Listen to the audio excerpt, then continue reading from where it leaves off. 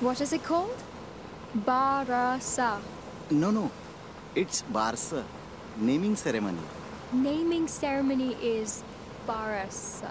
Oh, so you finally learned Marathi, Julia. That's great. Thank you, George.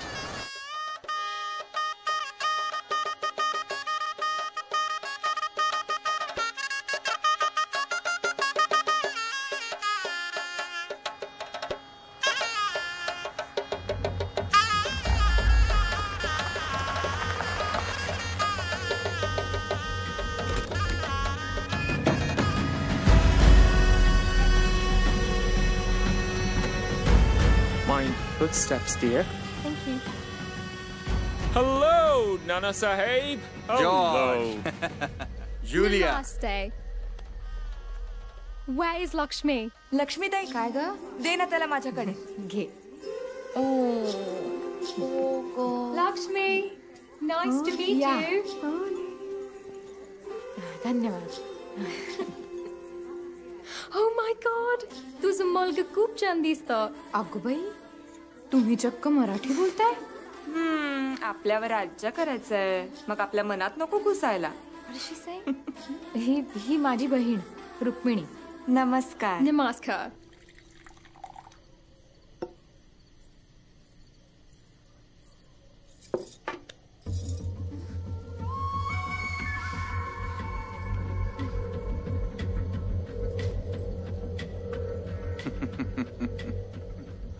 Nana Sahib. Let's finish our drink first. Then the sweet dish will be yours. Cheers.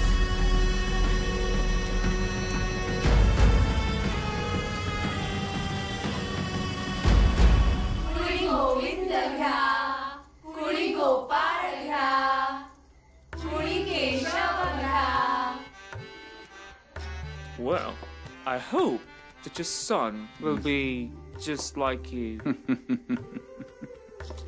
Did you find a good name for him? Raosaheb सांगते सांगते रावसाहेब छान नाव आहे. माझा राव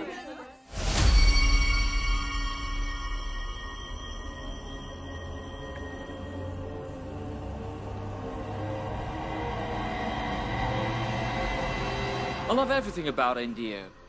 The Indian culture, the Indian rituals, the food, and the Indian women. George, please, stop it.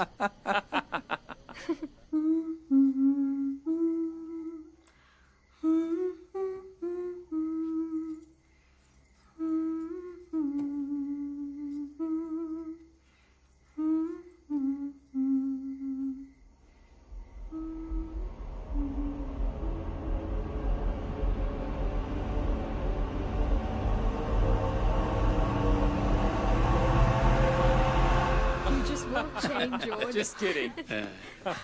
ताई राव पाळत नाहीये काय?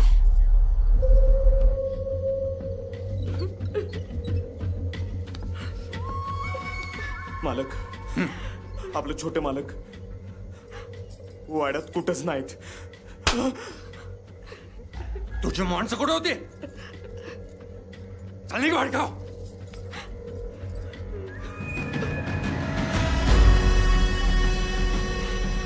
राव कुठे आहे?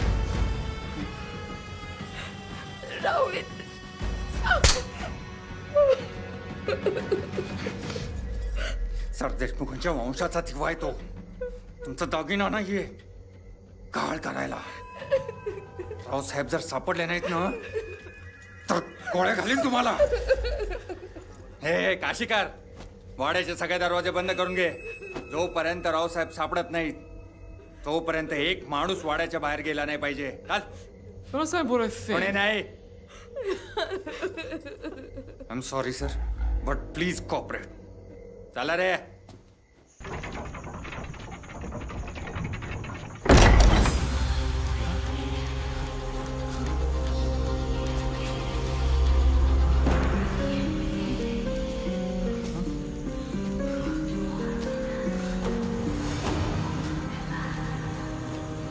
ए नीट शोधा रे. जी जी मालक.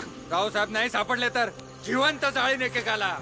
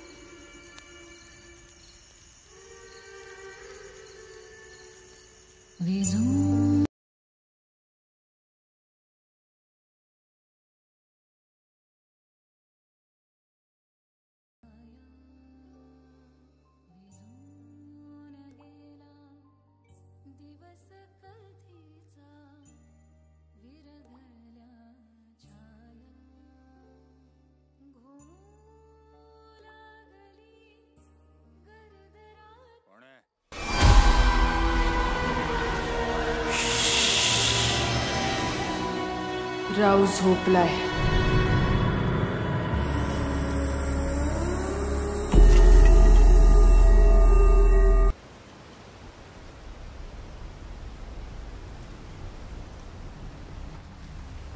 समुद्रासारखंच तर असतं प्रेम, ज्याचं आकर्षण तुला मला प्रत्येकालाच असतं. समुद्राचा डोह त्याची जमेची बाजू नसून त्याच्यासाठी तो नरक आहे. कारण सामावून घेता येतं म्हणून देणारा दुःखासोबत नरक यातना पण देतोच की. माझंही काहीसं असंच झालं. जगण्याला कारण नव्हतं, मरणाची भीतीही नव्हती, पण त्या नखशिखांत भिजलेल्या देहाने मला जगण्याचं कारण दिलं, उमेद दिली, आणि आज तिनेच माझ्या जीवनाला पूर्णविराम दिला.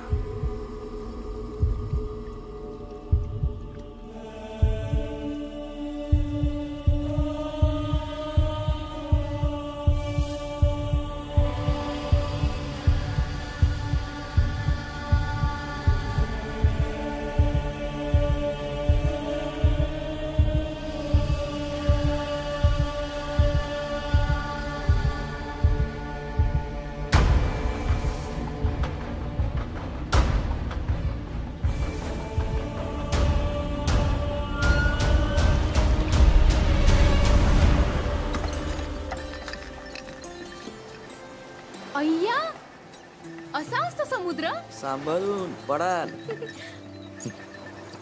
आपण कधी जायचं समुद्रावर?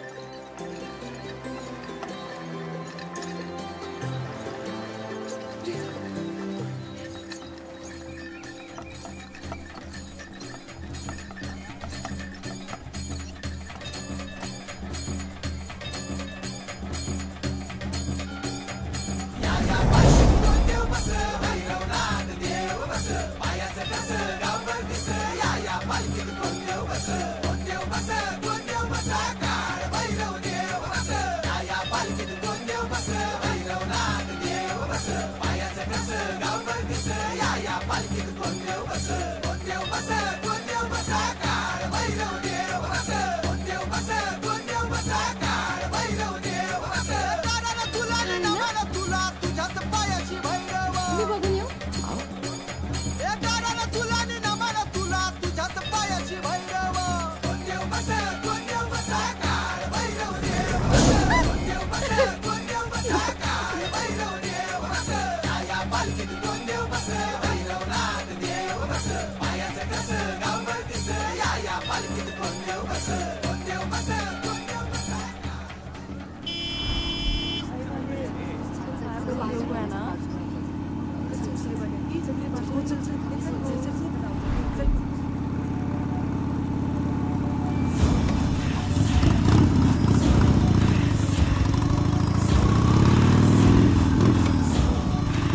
कोण होते?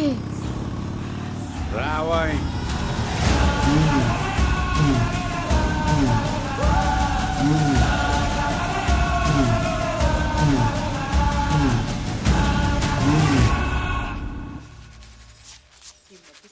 बोलतीये देव जाणे.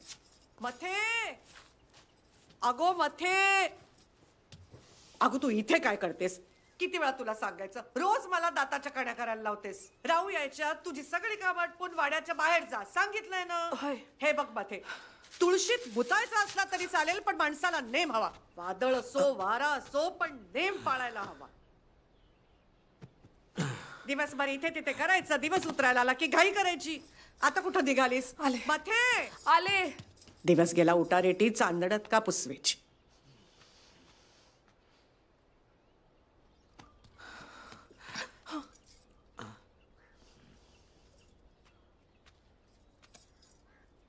जा जा आवर.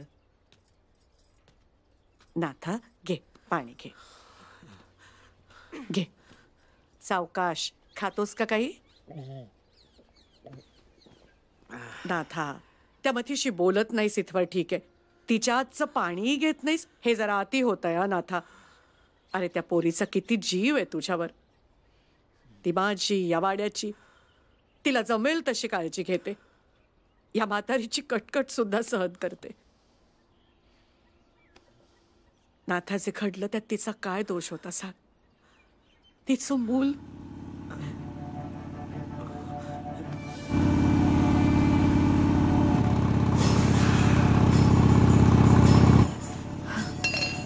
मध्ये सांगितलं होतं ना भराभर चालव म्हणून. जल्दी ठेवते तिथे, ठेव. निघ तशीच आला तो. निघ निघ.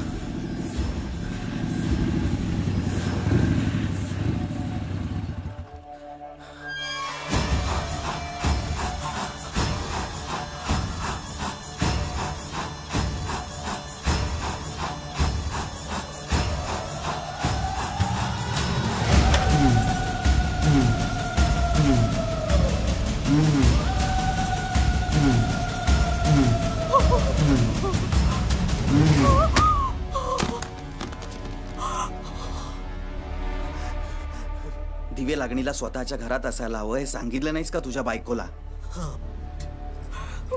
का कायमचं बस्तान वाड्यात बांधायचंय तुम्हाला? काम झालं की निघायचं सरळ.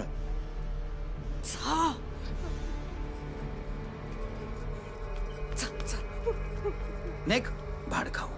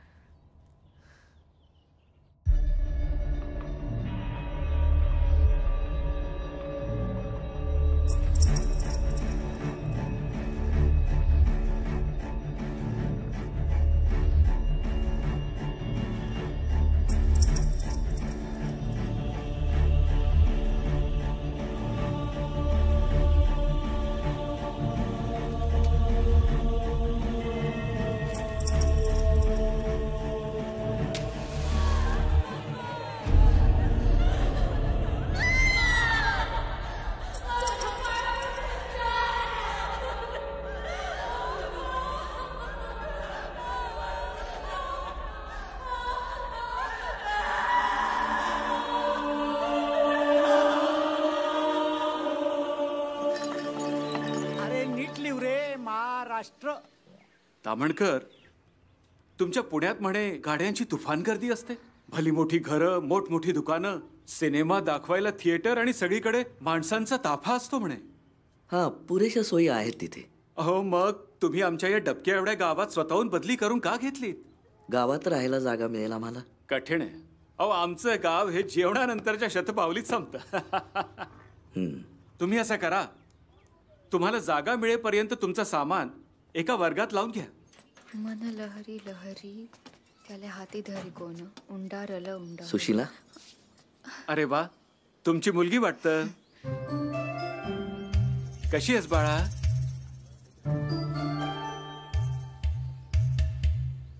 कुटुंब आहे आमचं.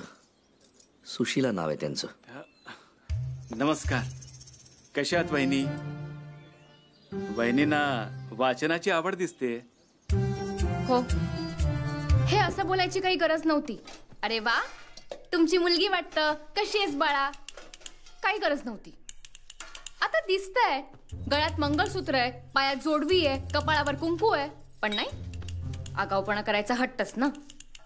तुम्हाला सांगते, पुण्याच्या भाषेत त्यांना चांगलंच सुनावलं असतं, पण म्हटलं मुख्याध्यापक आहेत, उगाच तुमच्या नोकरीवर गदा आणि माझ्या चुलीवर टांगती तलवार यायची. हे पुणे नाहीये. तुम्ही सुज्ञ आहात, जास्त सांगायला लावू नका. मी जरा सामान घेऊन येतो.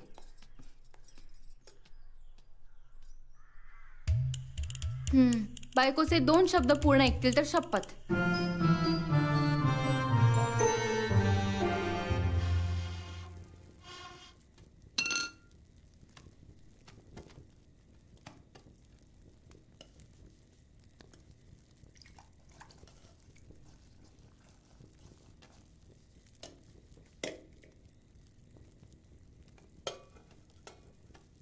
तुझ्या बापसाची तिथी आली आहे जवळ. बेकमपटाशी बोलणं करून घे. अरे करावं लागतं बाळा, रीत पाहते. गावातले लोक नाही ते प्रश्न विचारतात, त्यांना काय उत्तरं द्यायची मला कळत नाही. मला या पापात वाटेकरी करू नका. जिथे नानांच्या प्रेताला तुम्हाला 4 खांदे भाड्याने आणायला लागले होते, तिथे पिंडदानाला कावळे बोलवायची सक्ती का करताय? एकदाच माझ्याच नावाचं पिंड करून घाला कावळ्यांना, म्हणजे सगळेच मोकळे होतील. राहू, अरे असं अभद्र बोलू नये रे बाळा. किती वेळा सांगितलं. ऐकायचं नाही.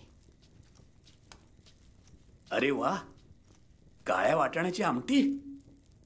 वा वा वा. अहो पाणी सुटलं तोंडाला. हा.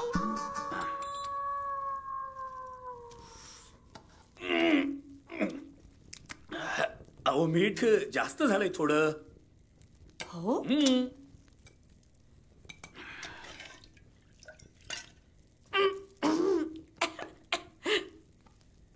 खरंच की.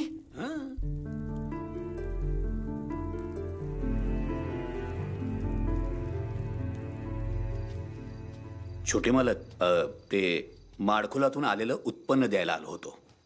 माडखोलातून आलेलं उत्पन्न दरवर्षी काळभैरवाच्या पालखीत टाकते, हे माहित नाहीये का तुम्हाला? म्हणजे आऊंनी तुम्हाला काहीच.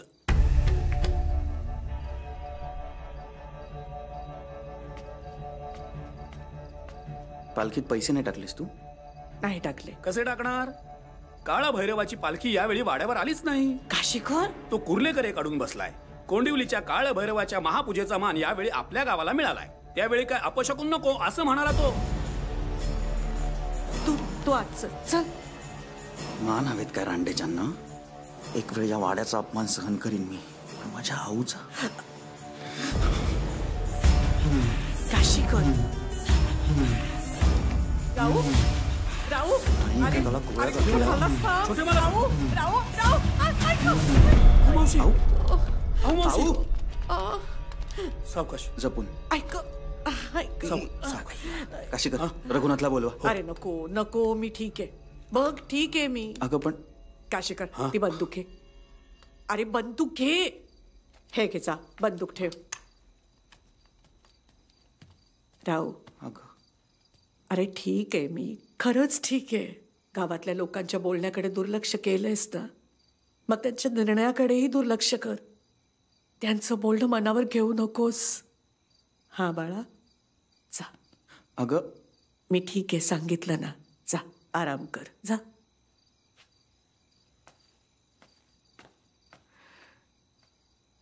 देवा, काळ भैरवा.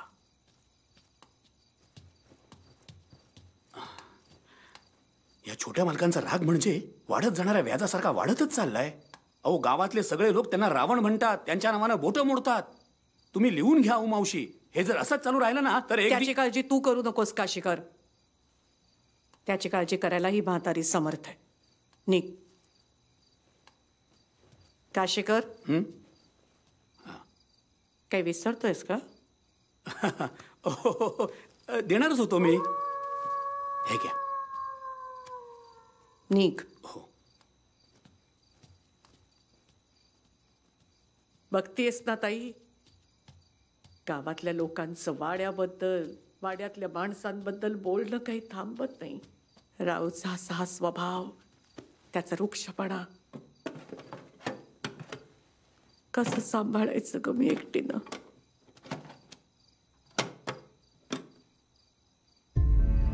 राव सुद्धा एकटा पडलाय ग ताई. दिवस दिवस बाहेर असतो, 4-4, 5-5 दिवस वाड्यावर येतच नाही. आला की स्वतःच्या खोलीत पुस्तकं वाचत बसलेला असतो आणि त्या तू आणून दिलेल्या दुर्बिणीतनं आकाशाकडे काय बघत असतो देव जाणे. तिने ध्रुवला वडिलांच्या मांडीवरून खेचलं. काय?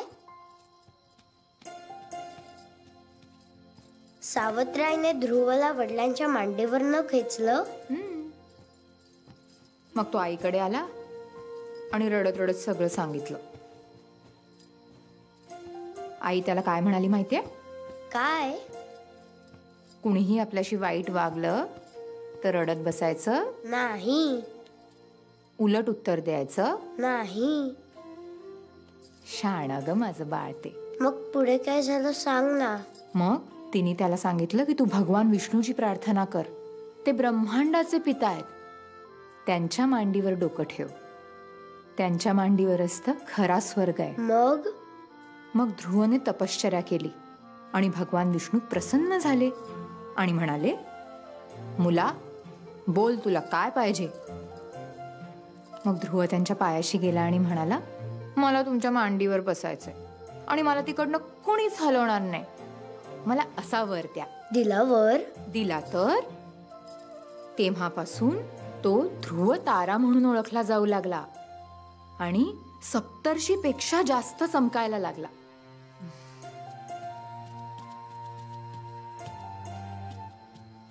आई हा सगळ्यांपासून वेगळा का दिसतोय? त्याच्याजवळ कोणीच नाही. तो एकटा पडलाय का? नाही रे बाळा.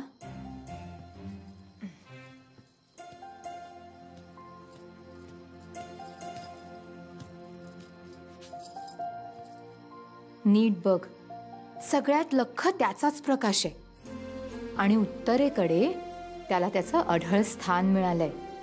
हो ग आई. हो ना. सगळे ग्रह त्यांची जागा बदलतात पण ध्रुव हा अढळ असतो.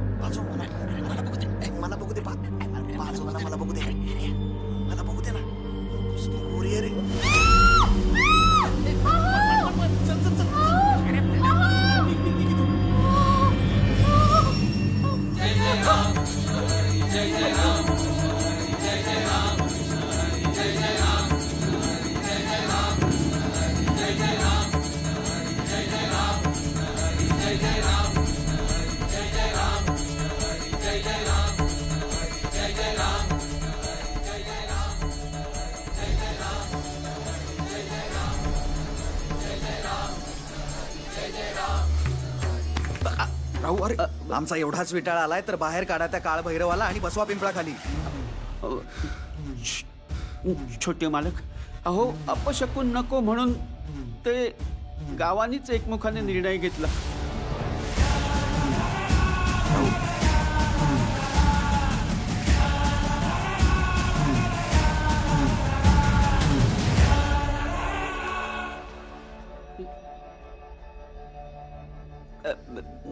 काय हे कुर्लेकर, अहो या मंदिराची विटन वीट कौलन कौल सगळं सरदेशमुखांच्या पैशातनं आलंय. गावातल्या लोकांचं पोट भरतं त्यांच्यामुळे आणि त्यांनाच अपशकुनी ठरवताय तुम्ही. राऊचा चांगुलपणा दिसत नाही तुम्हाला. आंधळे आहात तुम्ही. पोट सुद्धा सुटलंय. असो,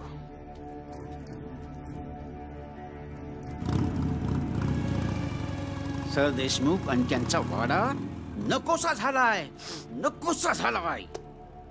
इतिहास तर घाणेरडा आहेच वाड्याचा, पण आता उद्या भूगोलात हा वाडा जर जमीनदोस्त झाला ना तर मी सगळीकडे साखर फुटाणे वाटीन. अहो आपल्या गावासाठी अत्यंत लाजीरवाणी गोष्ट आहे ही. तेच तर म्हणतोय ना मी भाऊराव. अहो झालं ते चूकच झालं. कुठलाही माणूस चिडेल ना हे बघून.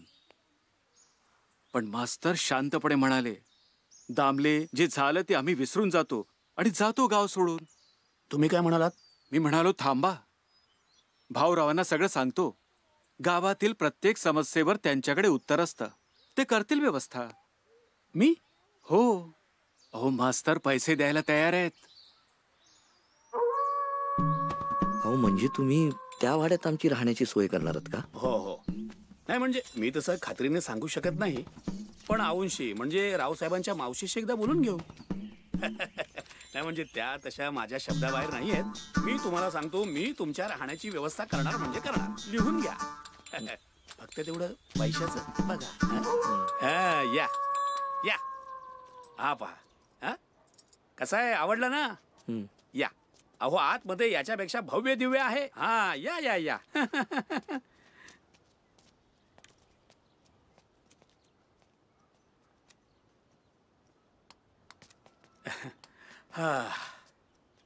हा सरदेशमुखांचा वाडा. हा या. हा सरदेशमुख वाडा बांधला काशीनाथ पंतांनी. हा पंतांच्या बुद्धीचं आणि कर्तृत्वाचं गावात वजन तसं भारी होतं. हा नानासाहेब पंत काशीनाथ पंतांचे पुत्र. विलायतेत जाऊन त्यांनी बॅरिस्टर ही पदवी घेतली. अतिशय हुशार आणि ब्रिटिशांचे खास होते अगदी. हा सध्या गावातलं हे एकमेव बडप्रस्थ. आता सध्या या वाड्यामध्ये सरदेशमुखांची चौथी पिढी म्हणजे नानासाहेबांचे पुत्र रावसाहेब सरदेशमुख राहतात.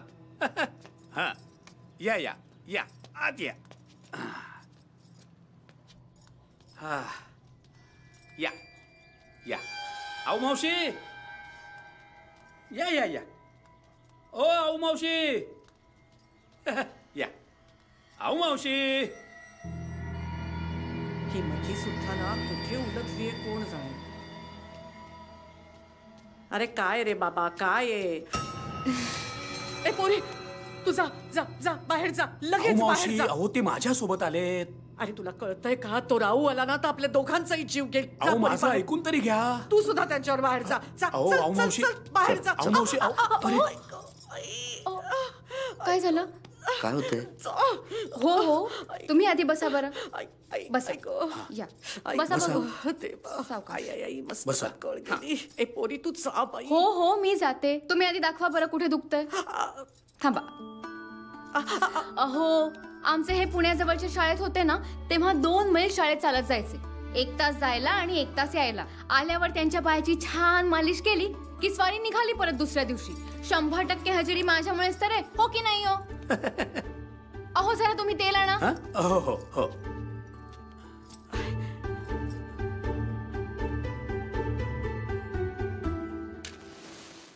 वाह, काय रुबाब होता सरदेशमुखांचा. काय तो माज. बाहेर काढा त्या काळ भैरवाला आणि बसवा त्या पिंपळाखाली. अरे कसला रुबाब. मला नाही फरक पडत ती पालखी वाड्याकडे थांबली काय नाही थांबली काय. पण माझी आऊ ती मात्र निमानं काळ भैरवाचं सगळं करते. त्यात मोडता घातला आरामखोरांनी. अख्खं जग दुखावलं ना तरी चालेल, पण आऊला त्रास नाही झाला पाहिजे. वाह, म्हणजे प्रेम ही भावना आहे तर रावसाहेबांच्या मनात. सॉरी. हे सगळं असं घडलं म्हणून मी यांना इथे घेऊन आलो. तू म्हणतोयस ते सगळं मला मान्य आहे काशीकर, पण राहू नाही ना मानणार. त्याला कोण समजवणार? कोणी ये हो पोरगी, मला आवडलं असतं तुला मदत करायला. काय करू मी, माझं नाईलाज आहे. नाही राहता येणार यांना इथं. झालं, शीट चढली होती एकावर एक, झाली मोकळी. तुम्ही उभ्या राहा बघू. उभे राहा. अगं या सावकाश. आता चालून बघा.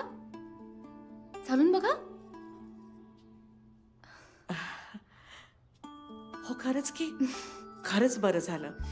बरं मावशी, रोज गरम पाण्यात पाय बुडवून ठेवत जा हा थोडा वेळ. आणि रात्री कांदा बांधायचा पायाला. सगळा ताण निघून जाईल लगेच. बरं येते मी. हे घ्या, तुम्ही हे आत ठेवा. हो येते मी. चला.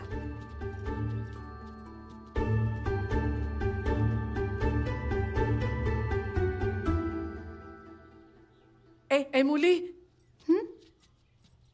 थांब, इकडे ये.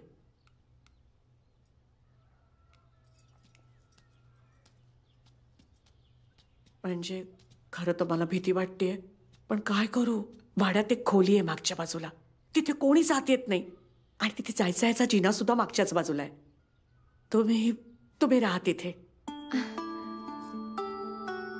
पण हे बघ, राहूच्या नकळत आणि थोडेच दिवस तुम्ही लवकरात लवकर दुसरी सोय करा. पण आऊ मावशी, मला वाटतं नको असं. हो, हे बघा मास्तर, राहूला सांगायचं धाडच नाहीये माझ्यात. आणि या वाड्यातले निर्णय घ्यायचा मला अधिकारही नाहीये. पण या मुलीला मी असं वाऱ्यावर नाही न सोडू शकत. तुम्ही राहा इथे. नका आमच्यासाठी मास्तर, राहा. हे बघ काशीकर, आजची रात्र यांना शाळेतच काढू दे. उद्या राहू नसेल ना दुपारी, तेव्हा त्यांना घेऊ दे. मी मथीला सांगून खोली झाडून पुसून घेते. ठीक आहे? या तुम्ही. चला, म्हणाल होतो ना तुमची व्यवस्था करणार मी. चला.